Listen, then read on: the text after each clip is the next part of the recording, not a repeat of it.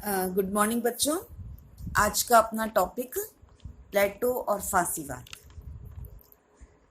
प्लेटो को फासिस्टों का अग्रगामी कहा जाता है और उसे इतिहास में प्रथम फासिस्ट होने का श्रेय भी प्राप्त है। अब फासीवाद की क्या विशेषताएं हैं और इन विशेषताओं के आधार पर प्लेटो को फासीवादी कहा जाता है, इस पर चर्चा करते हैं। फासीवाद का तात्पर्य ऐसे राज्य से है जहां तानाशाही हो और व्यक्ति का कोई स्थान ना हो। इसमें एक दल के विरुद्ध किसी दल का अस्तित्व स्वीकार नहीं किया जाता, यानी केवल एक दल की सर्वोच्चता रहती है। यह सर्वाधिकार है जो व्यक्ति के जीवन पर अनेक सीमाएं लगाता है। इसमें व्यक्ति के व्यक्तित्व की, उसकी योग्यता को पूर्णतः इनकार किया जाता है। फासीवाद की दूसरी विशेषता, फासीवाद राज्य व्यक्ति की असमानता में विश्वास करता है और ये तर्क देता है कि विशाल राष्ट्र में सदैव कुछ ही ऐसे योग्य, अनुभवी और कार्यकुशल व्यक्ति होते हैं जो राष्ट्र के हित को भली भांति जानते हैं, पहचानते हैं और उसकी रक्षा कर सकते हैं। इसी क्रम में फासीवादी प्रजातंत्र विरोधी है और ये संसदीय प्रजातंत्र को एक मूर्ख, एक भ्रष्ट, एक धीमा, एक काल्पनिक और एक अव्यवहारिक प्रणाली मानता है। लोकतंत्र के बिल्कुल विरुद्ध है। यह राज्य की पूजा करता है और अपना मत व्यक्त करता है कि राष्ट्र का अपना व्यक्तित्व, अपनी इच्छा और अपने स्वतंत्र उद्देश्य होते हैं। वे राज्य तथा समाज के जैविक स्वरूप में विश्वास करते हैं, जिसमें पृथक करने पर व्यक्ति एक अस्तित्वहीन भावनात्मकता मात्र रह जाएगा। राष्ट्र के इस रूप की फासिस्ट उपासना करते हैं और इसे जनता के भाग्य का एकमात्र तथा अंतिम निर्णय करने वाला मानते हैं।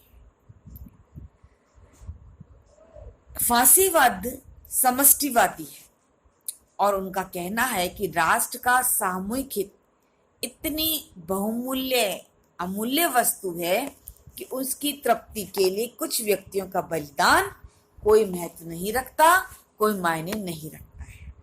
राज्य की सेवा में व्यक्ति का कल्याण और व्यक्ति की उन्नति है। राज्य से पृथक व्यक्ति का अपना कोई स्वतंत्र अस्तित्व, कोई स्वतंत्र उद्देश्य नहीं हो सकता।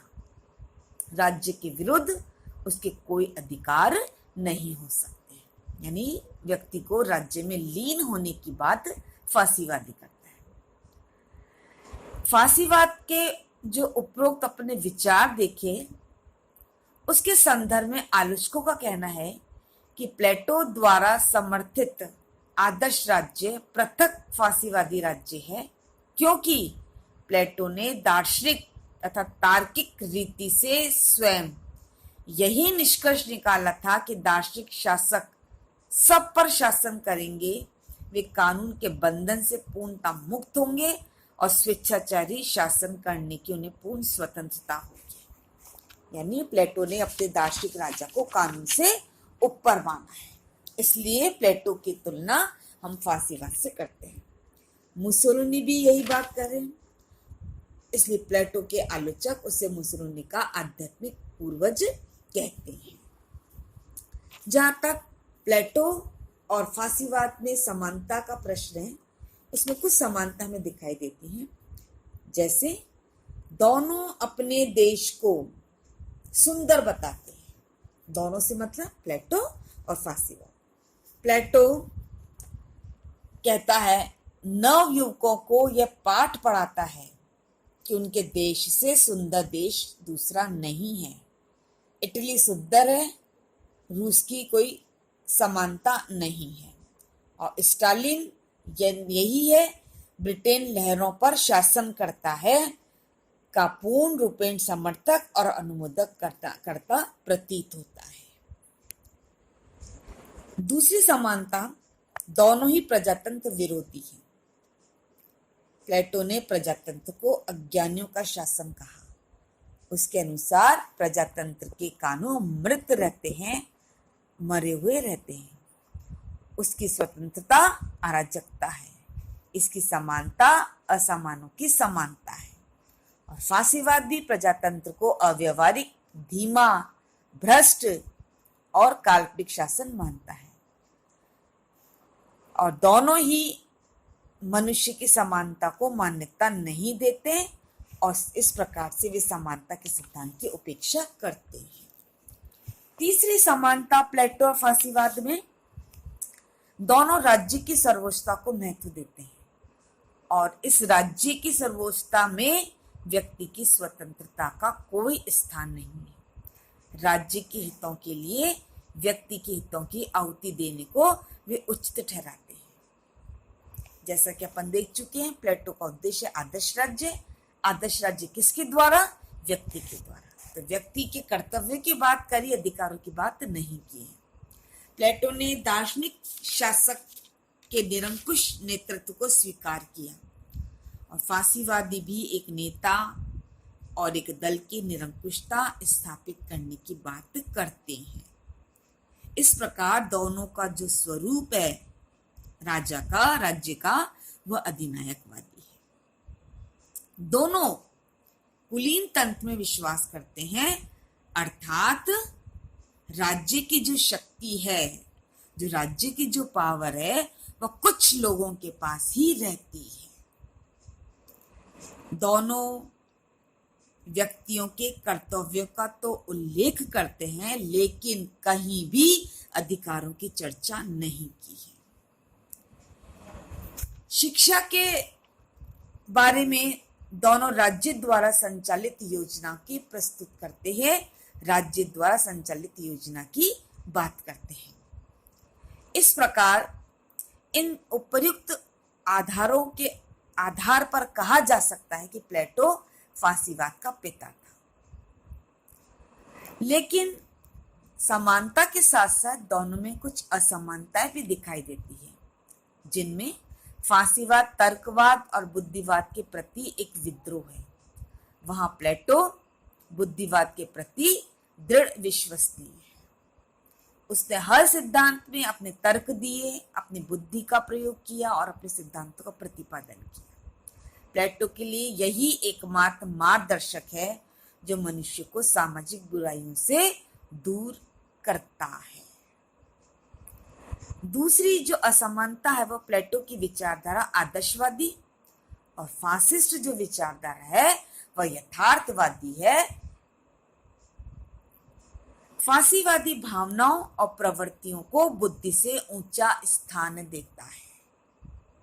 ये व्यक्ति की भावना है, जो प्रवृत्तियां हैं, बुद्धि से कोई लेना देना नहीं है। जबकि प्लेटो ने भावनाएं के साथ साथ बुद्धि का भी रूप ग्रहण करती प्रतीत होती है।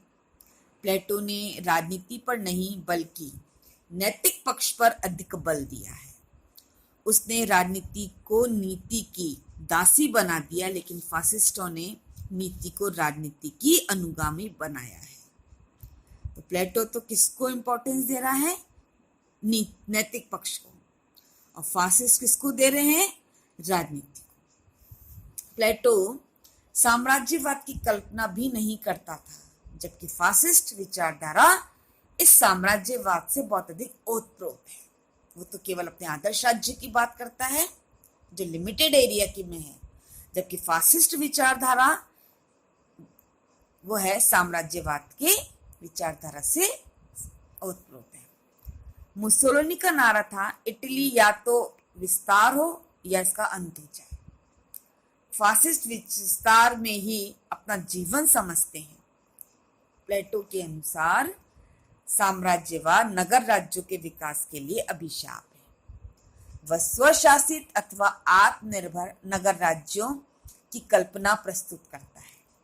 फांसीवाद के सैनिक राष्ट्रवाद के सिद्धांत का प्लेटो के विचार में कोई स्थान नहीं।